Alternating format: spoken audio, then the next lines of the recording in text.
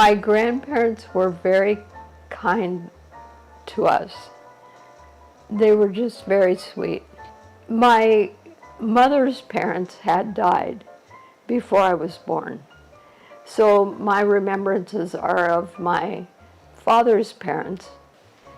They owned a cabin on Sproat Lake where we would vacation regularly. And they never came with us, but they owned a home in Edmonds, Washington. And it was a giant brick colonial built in 1923, I think. It was a magical place. They had a huge garden that went down from the house toward the sound, and actually you could walk down the path and go across the railroad tracks to the water. And we used to go into the garden and pick the carrots and wash them in the spigot, that was right there, and then eat them down to the nub and put them back in the row. And I'm sure my brother, my oldest brother, would go into the garden and eat strawberries until they made him sick. Their property was just delightful, and the house was huge, and so many rooms, and a basement that was quite the thing. It had a box bed in it. It was just magical. The driveway that came into the house had poplar trees on either side, and so it was quite shady. There was a pond out front. They met in eastern Washington at some point and married and went up to Alberta to homestead. And they homesteaded up there for I don't know how many years. And then that didn't really pan out all that well. And so they came back to the U.S., and I'm sure that was the point at which my grandfather went to Nevada and found these silver mines and started mining. Daddy Dent, we called him, was my grandfather. He won and lost fortunes many times in his life. They had mining operations in Nevada, and he had a shipping operation on the Columbia River, and then he ran sawmills. He had one in Snohomish County. What occasioned the cabin on Sproat Lake, which was on Vancouver Island, was he had the first steam-operated logging mill on the west coast of Vancouver Island. And it was up a long inlet, Alberni Inlet. They lived in town for quite a number of years when my father was about 3. And then they bought the house out at Sproat Lake, which is about 10 miles out of town. We vacationed there every summer. There are great stories from that. We used to take truck inner tubes, which were really big and had a large hole in the middle. The boys would curl up in the hole and then roll down the beach and off the dock.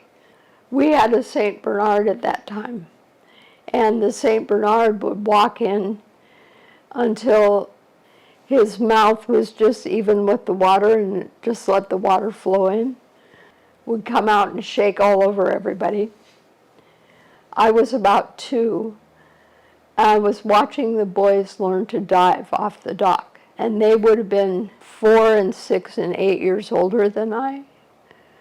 And my dad was teaching them to dive. And so I went right out and imitated them, but of course couldn't swim. Somebody dove in and fished me out. My growing up was pretty magical. I flew all over the western U.S. with my dad, and at one point down on the Baja Peninsula to Cabo San Lucas when I was 13. So it was not very developed at that point. There was a fancy hotel down there and we stayed, but that was really fun. I used to co-pilot for him, but never got the bug to fly. He was not a very good teacher. When I would do something that didn't please him, he would just kind of come down on me, with criticism, and he just didn't teach very well. I had a best friend who lived on the street where we lived. We went all through school together, and when her family moved away just before her senior year in high school, we arranged to have her live with us so she didn't have to change schools at that point. We had pretty free rein up and down our little dead-end street. There wasn't a lot of parental oversight, maybe for her more than for me. She was in the middle of her family and I was the youngest.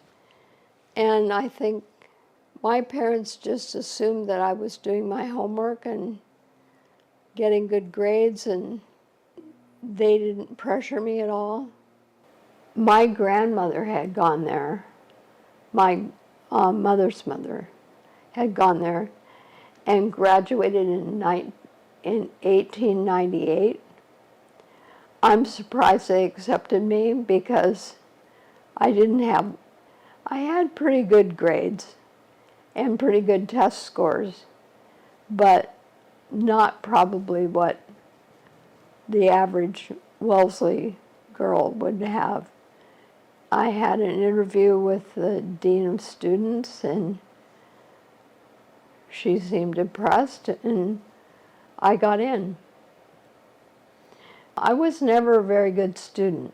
Tom, my husband, was not a particularly good student either. He started out in engineering at MIT. There were so many Asians that he had to compete with that he changed to behavioral science. And the kids down the years were really glad to say that Dad had a BS in BS.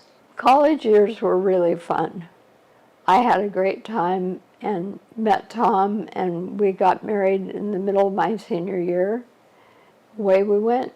My dad and I were very close growing up, and my mother didn't really figure into that equation until I came back at age 25, roughly, and worked with her at the company business.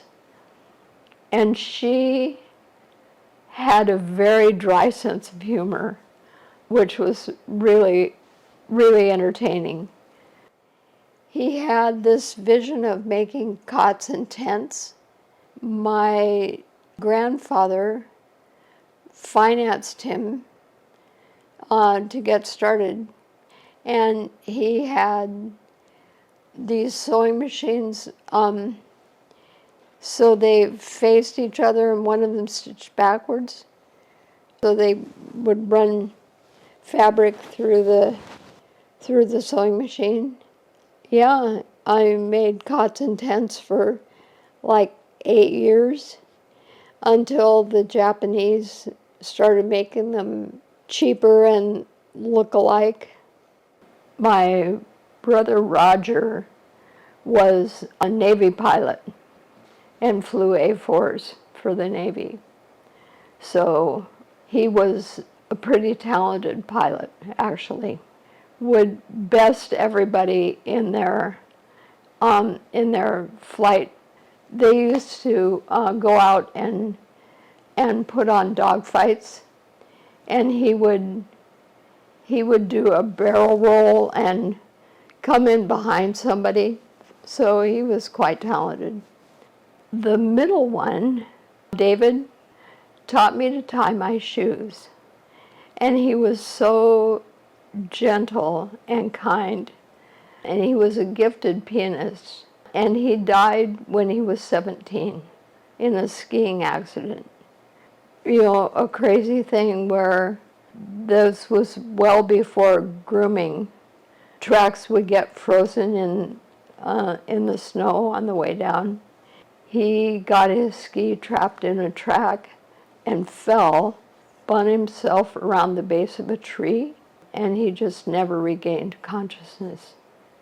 I was 11 at that point. My brother Roger died when he was 31 or 32.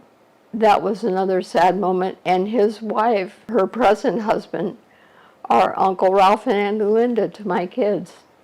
And my oldest brother, who's now the one still living, he's extremely loyal and also pretty steadfast. And he calls me on a regular basis, and we chat and keep up. And his son, my nephew, is coming by on Saturday, tomorrow. His fraternity was having a field day, and he had to put up posters around the dorm inviting people to join in. At that time, you couldn't come into the dorm without an escort, and I happened to be standing at the front desk. So we walked around the dorm, and then we went over to the soda fountain on campus and talked about our respective boyfriend, girlfriend. It was some months later that Tom fixed me up with his good friend, and that didn't work out, and so he called me up at one point and said, would I like to go out? And I agreed, and the start of it, yep. We lived together the first semester of my senior year. We were, at that point, staying with friends of his. We just started talking about getting married. This was October after he called me up in January and asked me out. So, yeah, it was 10 months later. And I phoned my parents. I burst into tears, and I said, I'm going to have to call you back, because I can't talk right now. And I think that was because I realized it was such a momentous decision to get married. My dad came back to Boston, and we went wedding dress shopping. I had decided in October that I didn't want to be a June bride. How about December? And so my parents kind of scrambled to get things together. We got married in Seattle. My dad, at the last minute, said, speak up. So my uncle, Bill, can hear you, because he was blind and he didn't have any sense of what was going on if I didn't speak up. And so we did. Talk about destination weddings.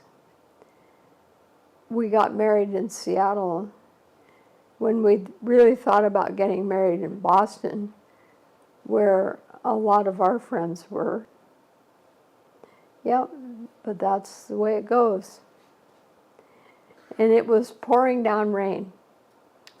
We went out to Ocean Shores, which is out on the Pacific coast, north or south of Hoquiam, I can't remember. I just remember that Tom got in the shower and ran us out of hot water, And so when I got in the shower, it was cold. We definitely had gone out to run on the beach and a great honeymoon. And then we drove up the coast and around to Gardner, Washington, where my Aunt Helen, who had been married to Bill, gave us a big dinner party. And that was really kind of fun.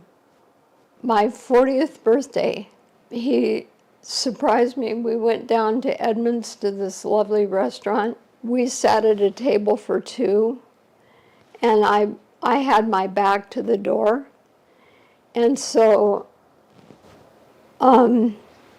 we had 6 or 8 friends who joined us, and they got ushered in and sat down at a table behind me. Tom said, "I think we're going to move to a different table." And so we got up, and I turned around, and there were a bunch of friends. It was great. He was just such a steadfast partner, just really amazing. I enjoyed all my years with him. I do remember one dinner time, Tom, who was usually quite the sensitive one and would much more of a nurturer than I was, he said to Jeff, "Feeling a little sensitive, are we?" And Jeff burst into tears and left the table. And I had no idea what was going on. Graham was really a master of words, and he could get Jeff going with just a comment. One time, Graham and I were entered into some kind of an argument, and I thought, well, I'm the adult here. I don't need to argue with this 6-year-old child. And so I said, "Black," and he said, "White." And we went back and forth like that for a while, and then I changed to white and he changed to black. And we ended up just laughing. Yeah, that was great. And then Spencer was pretty easygoing, actually. I do remember one time we had a kind of a blue-green carpet, and he pushed it up, and he sat back and he said, "Waves," because it looked like waves on the water. And then we were getting ready to go to soccer, and the older boys were playing, and he was maybe about 3. And he looked up at me, and his eyes would get big around, and he said, "Is it raining?" So later on, when he had Alice, and Alice was newborn, and he had a picture on his phone holding Alice when she was just a day old. And I said, "Oh, Spencer, what a sweet picture to have on your phone." And he said, again, his eyes got big around, and he said, "And they're only small for such a short time." Graham was very proud of his chess game. He wrote an essay for college that was all around chess. He said it was really nice to be the best at something. Spencer, I was in Israel and got an Uber to the airport, and we got to talking about kids and whatnot.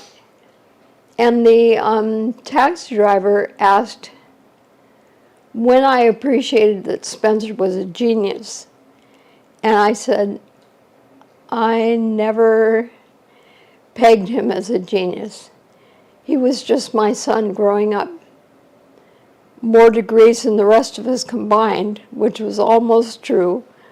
He graduated from Boulder with 3 degrees, a bachelor's and a master's in mathematics, and a bachelor's in philosophy. And then he got his PhD. That would have been equal to the amount of degrees in the rest of the family. And Jeff was just extremely talented in his chosen profession. I can't say enough about the times Tom and I rock climbed with him, the rock climbing I did with him. It was just phenomenal. And he was so careful. And I don't think I would rock climb with anybody else. Interestingly, when I was not as familiar with rock climbing, I asked Jeff, once they got to the top of a climb, how did they get down again? And he said, oh, they just hike off the backside. Yeah, Jeff is just so skilled. Just tell them stories about their dads growing up and Uncle Jeff and Uncle Graham. There was a story that came up about Tom on this last trip. Tom used to stir his ice cream until it turned to soup. Henry seemed to be doing that. It was my brothers who, I was in middle school, and they came up with Charli. My mother, of course, was not happy with that because Charlotte was her favorite name. My really good friend, we were reading Macbeth at the time. There's a line in Macbeth, "Dearest Chuck," and she started calling me Chuck. When we moved to Sun Valley, I started introducing myself as Charlotte. To Tom, I was always Charli. He would call me that around my friends. Some of them picked up on it. Having Tom call me Charli was a term of endearment, in a way. I didn't feel like Charlotte was even appropriate with him.